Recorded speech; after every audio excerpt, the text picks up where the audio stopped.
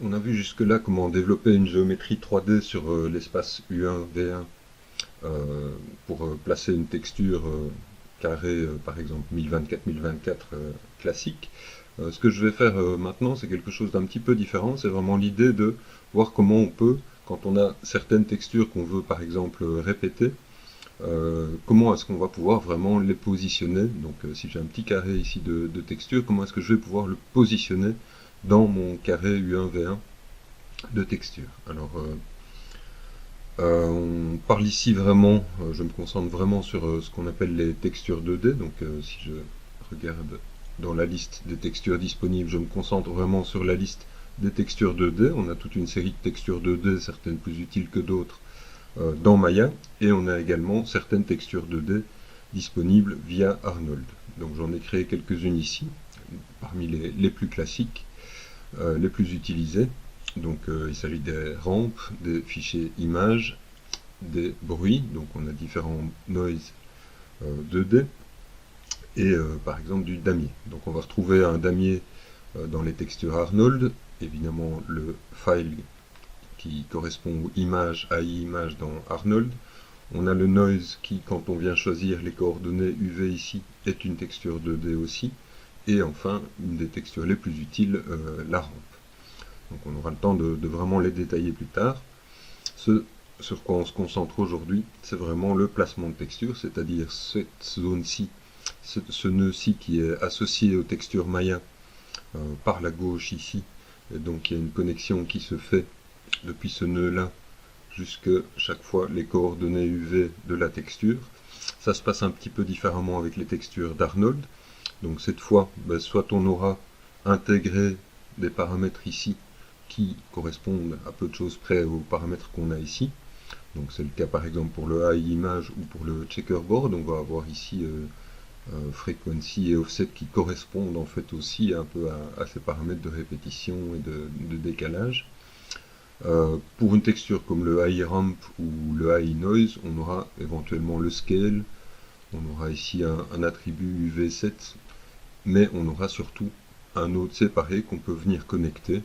Donc je pourrais faire quelque chose comme ça avant de connecter ma texture, et en fait je vais pouvoir transformer mes UV un peu de la manière dont je le fais ici, sinon ça se fait d'une manière intermédiaire. Donc on va aller regarder vraiment un peu tout ça et voir un peu tous les parallèles qu'on va pouvoir trouver entre ces paramètres.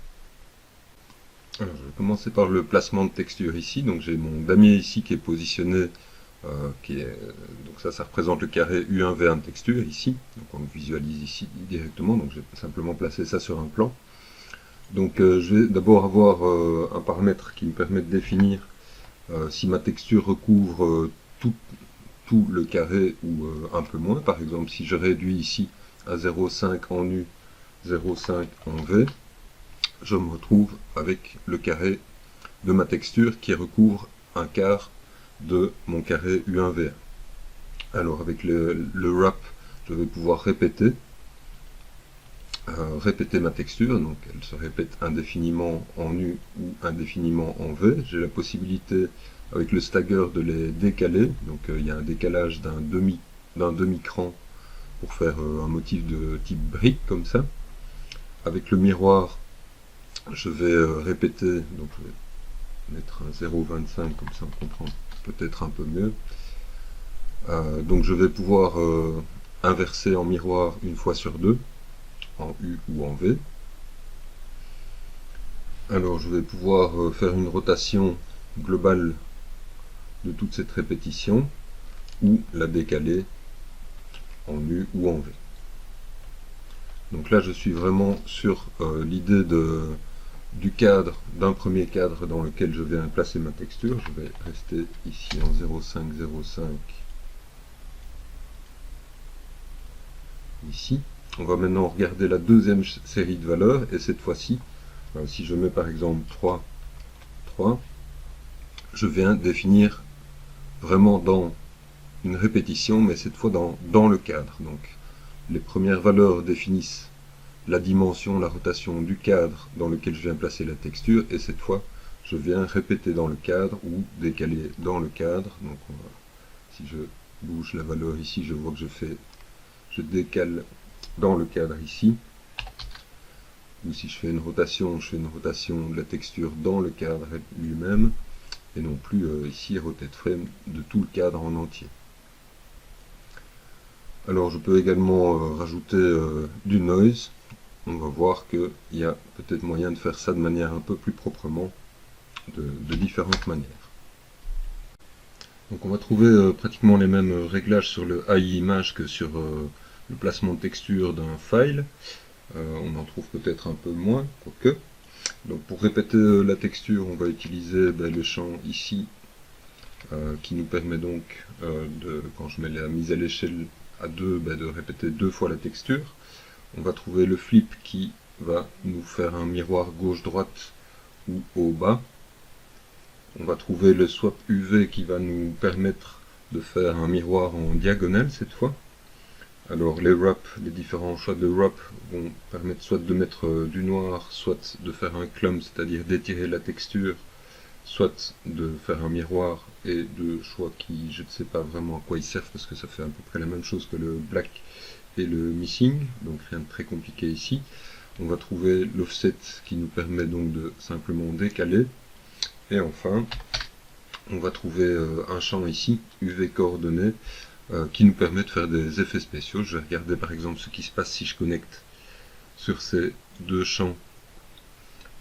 Si je viens connecter par exemple un noise, je vais pouvoir venir échantillonner comme ça dans ma texture des couleurs qui sont définies en fait par la position, la valeur du noise ici. Donc si je changeais le noise ici, j'obtiendrais une sorte d'échantillonnage un peu curieux et une disposition un peu curieuse des couleurs des pixels de mon image. Donc voilà, ça c'est vraiment des choses qu'on fait pour faire des effets spéciaux. Il y a des moyens, on va voir, plus facile de contrôler ça avec l'UV Transform. Donc si je prends le checkerboard d'Arnold, on va trouver avec le U-Frequency l'équivalent du scale. Avec le U-Offset, on a bien compris, c'est également la même chose que les offsets des autres textures. Je vais trouver ce genre de réglage également donc dans les noise.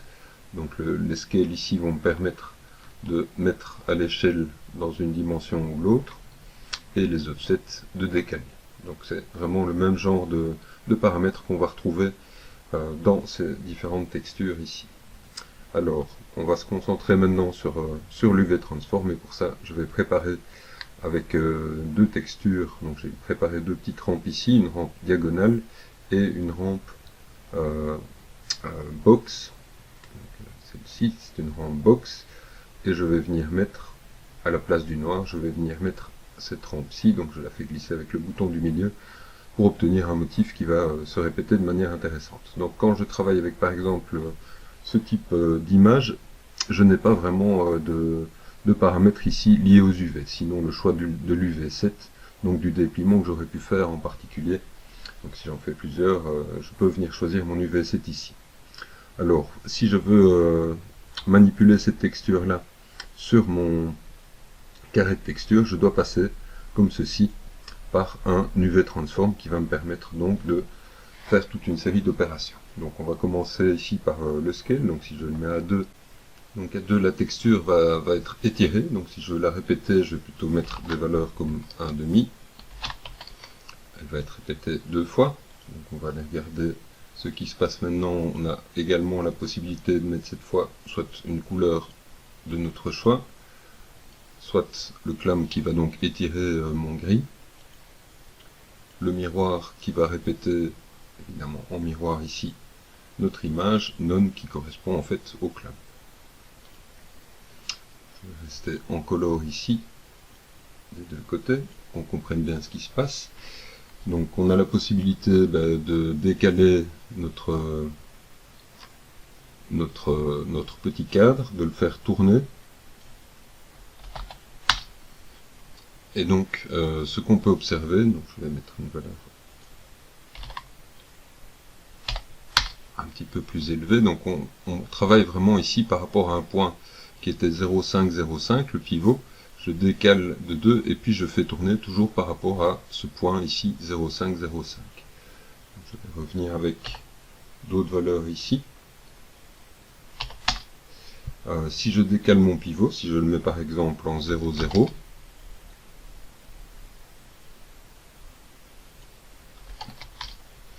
je vais faire mes mises à l'échelle et mes rotations, etc.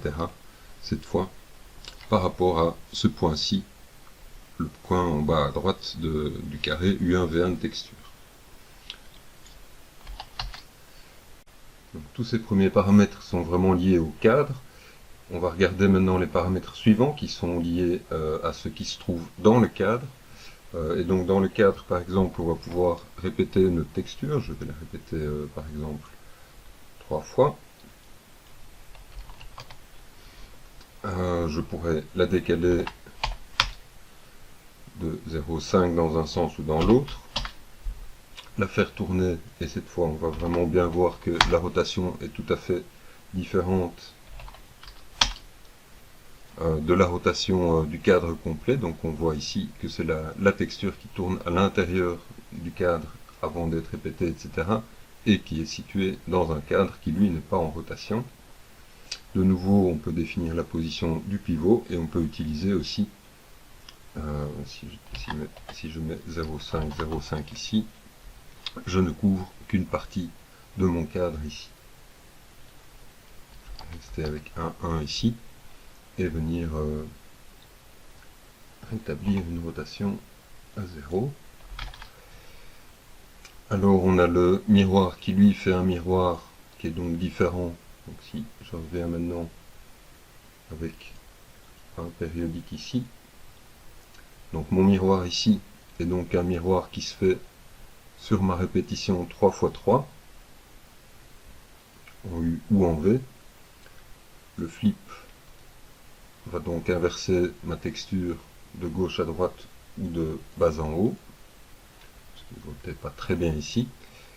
Le stagger va me mettre mes motifs répétés sur le cadre avec un décalage de moitié sur la deuxième rangée, puis un décalage de moitié, ce qui me donne une drôle d'illusion d'optique ici.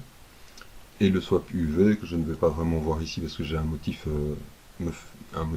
qui est symétrique diagonalement, me fait la symétrie en diagonale, donc ici je ne vois pas grand chose. Alors on a le noise ici qui va nous permettre d'effectuer un noise, un petit peu de noise sur notre texture, et on voit qu'il y a un peu cette idée de répétition. Donc le noise se fait sur un petit carré en U ou en V. Et donc ça nous donne un effet un peu particulier. Alors je vais voir que ce qui peut être intéressant, je vais recréer un petit noise ici. Il sera parfois intéressant de connecter l'une ou l'autre texture. Je vais regarder par exemple ce qui se passe si je fais une connexion. Je vais afficher tous mes attributs ici. Si je fais une connexion je vais prendre le translate frame, l'offset pardon, je vais déplier l'offset ici.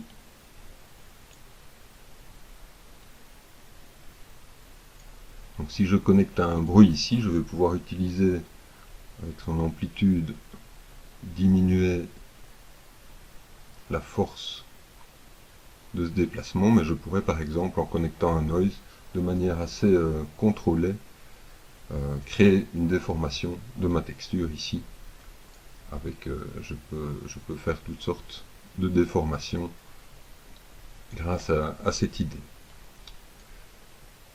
Donc l'UV Transform va vraiment, donc ici j'ai connecté une texture au déplacement, je pourrais connecter une texture à différentes choses ici, mais voilà, ça va me permettre éventuellement de faire des effets spéciaux vraiment très intéressants.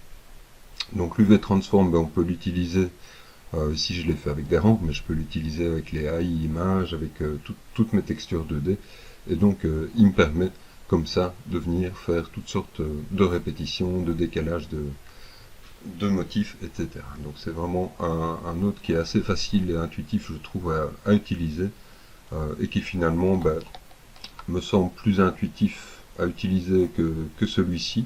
Donc je pourrais également faire passer ma texture ici, tant que je viens l'amener ici dans le champ pass-through au travers de ma transformation du cadre des UV. Et donc on va pouvoir vraiment faire ce genre de transformation grâce à ce node-ci, de toutes sortes de manières différentes. Je terminerai simplement cette vidéo par un petit exemple. Donc ici une texture rampe qui a été répétée en bump et en couleur, peu importe. L'idée d'utiliser ce genre de texture, ça va très bien fonctionner par exemple pour faire des sortes de grains réguliers comme ça. Mais il faut être quand même prudent, donc je vais montrer quelques idées ici. Une texture répétée de briques sur un mur où on a des taches qui viennent se répéter, ou ici une texture qui serait trop petite où on verrait réapparaître vraiment systématiquement les mêmes briques, et des textures comme un sol comme ça. Donc ça a l'avantage d'être très léger parce que les textures sont très petites, mais si les dessins se mettent à se répéter vraiment trop régulièrement, ça devient très vite très laid. Donc il faut vraiment être prudent avec ça et réfléchir à des textures qui vont bien se répéter. Donc ça pourrait être des motifs de tissu ou des motifs de papier peint peut-être, des motifs comme des petits dessins très réguliers qui vont former un bump, etc. Il faudra également toujours réfléchir à comment faire les UV pour que évidemment les dimensions que ce soit ici si c'était des briques ou de carrelage soient bonnes, ne soient pas étirées, etc. Donc il faudra quand même être prudent quand on utilise ce genre de système de répétition, etc. Mais ça peut vraiment être dans certains cas des techniques très intéressantes. On va voir dans des prochaines vidéos d'autres manières de projeter ou d'appliquer des textures de manière automatique sur des objets.